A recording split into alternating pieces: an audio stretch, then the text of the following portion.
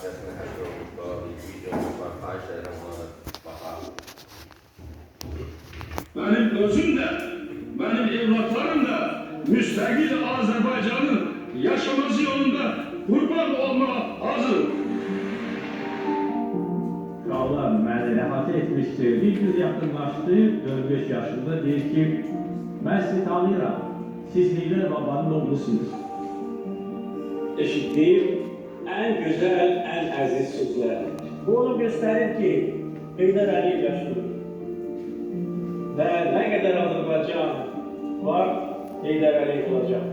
Biz onun davamçıları, onun yoluyla gedəcəyik, Azərbaycanı gücləndirəcəyik, müstəqiliyimizi qoruyacaq. Küçelere susamışam, küçelere susamışam. Yar gelende toz olmasın, yar gelende toz olmasın. Ben həmişə fəxr etmişəm. Bugün də fəxr edirəm ki, mən Azərbaycanlıyam.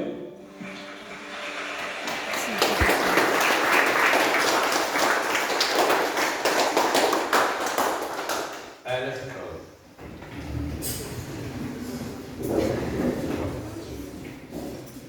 Biz Ulu Öndərin xatirəsinə həsr olunmuş.